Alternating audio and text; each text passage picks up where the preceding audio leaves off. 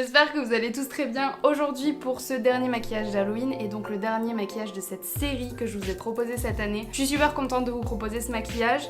À l'origine, j'ai reproduit un maquillage que j'avais réalisé en 2015, donc il y a 5 ans, et que je n'ai jamais filmé. Alors bon, à l'époque, je n'avais pas ma chaîne, mais je l'ai ni filmé, j'ai pris genre, je crois, une seule photo. Même, j'ai pris deux, j'en ai pris une de profil, une de face. J'ai utilisé la photo sur Instagram et je n'en ai plus jamais vu la couleur de cette photo. Donc, je vous la remets ici depuis mon compte Instagram. L'original, la photo originale, je ne sais pas où est-ce qu'elle est, je ne l'ai plus. Ce maquillage au tout départ, donc en 2015, quand je l'avais réalisé, je l'avais reproduit, il me semble, de la chaîne Glam & Gore, de dame qui s'appelle Mikey, qui l'avait proposé à l'époque. Si je dis pas de bêtises, j'ai reproduit le maquillage que j'avais réalisé à l'époque, que j'ai beaucoup plus stylisé, que j'ai maquillé avec vraiment beaucoup plus de couleurs, avec un effet de larmes, avec un effet d'éclaboussure. Enfin vraiment, je me suis éclatée à vous proposer ce maquillage et je suis trop contente de vous proposer le tutoriel aujourd'hui. Donc j'espère que ça vous plaira. Surtout si vous le reproduisez, n'hésitez pas à me taguer sur vos photos et je vous laisse avec la suite du tutoriel. Alors pour réaliser ce maquillage, dans un premier temps, on va réaliser un charbonneux coloré. Donc je vais utiliser des couleurs neutres comme donc du noir, du marron, mais aussi des couleurs beaucoup plus vives comme du orange, du rouge et du violet bordeaux. Donc je vous laisse avec les images qui parlent d'elles-mêmes.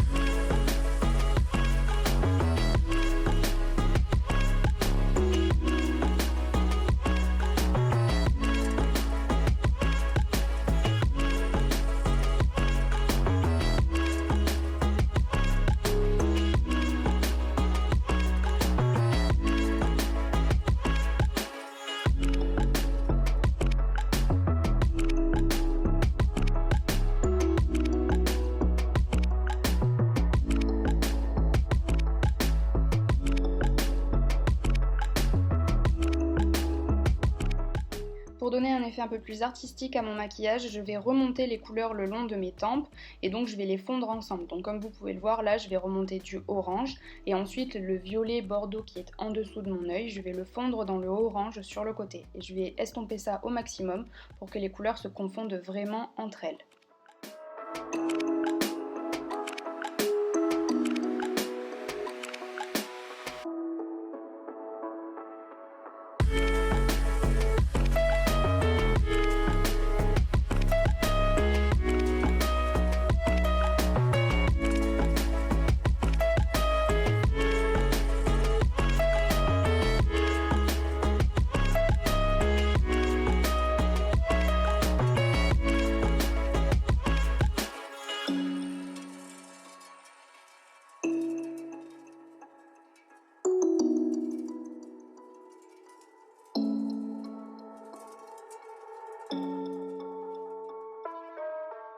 Comme la semaine dernière, l'étape un petit peu plus technique de ce maquillage va être de créer des fausses larmes. Donc moi ce que je vous recommande, c'est d'utiliser des fards qui sont aquarellables. Donc vous pouvez rajouter de l'eau à l'intérieur pour que ça vous fasse un liner.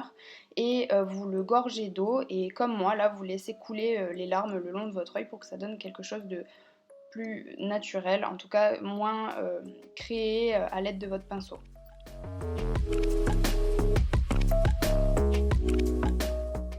Maintenant pour cette étape, comme vous pouvez le voir, à l'aide de mon goupillon, je l'ai trempé dans le même fard que j'ai utilisé précédemment pour les larmes et je fais le geste donc de projeter toute cette peinture sur mon visage. Donc je vous conseille vivement d'utiliser des fards qui sont de bonne qualité pour faire ça parce que voilà, vous aurez beaucoup plus d'effets d'explosion sur le visage et surtout les pigments accrocheront mieux à votre peau.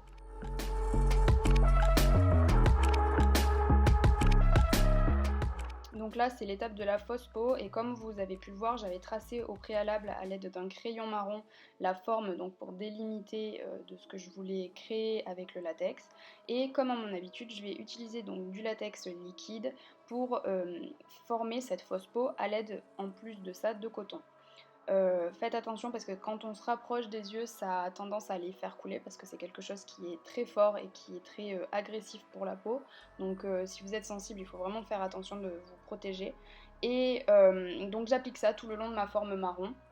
J'applique une couche de latex et ensuite par-dessus je le recouvre de coton et je recouvre cette couche-là de latex à nouveau pour donner cet effet de fausse peau et non pas l'épaisseur du coton que j'aurais juste rajouté sur ma peau. Donc on commence par ça et ensuite, une fois que toute cette peau a été créée, on va la sécher au sèche-cheveux avant de la colorer.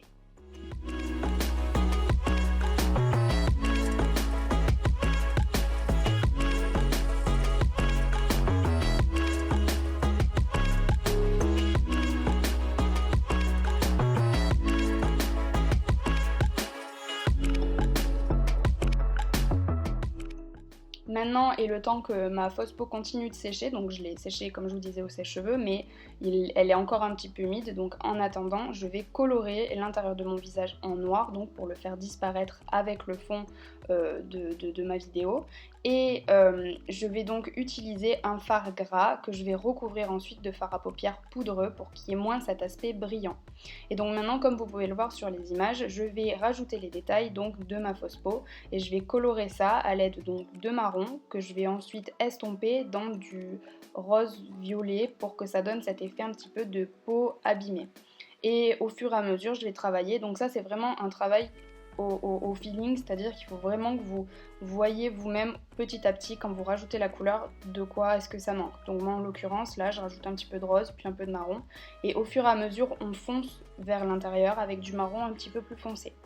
Ensuite pour l'étape du faux sang, donc moi j'utilise pas de faux sang dans cette vidéo là, je vais utiliser simplement du rouge à lèvres que je vais recouvrir sur les bords de ma fausse peau. Et donc voilà, je vous laisse avec les images, mais sinon c'est tout pour ce maquillage et c'est la fin de cette vidéo.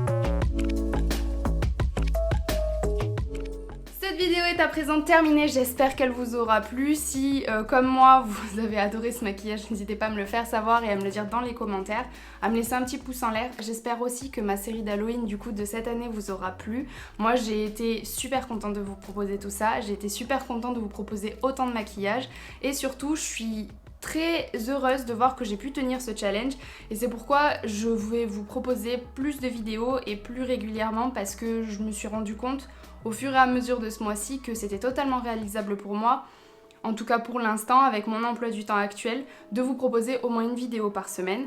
Donc je vous tiendrai au courant de tout ce que je compte faire durant le prochain mois sur Instagram. Donc je vous invite à me suivre pour être au courant de toutes ces informations.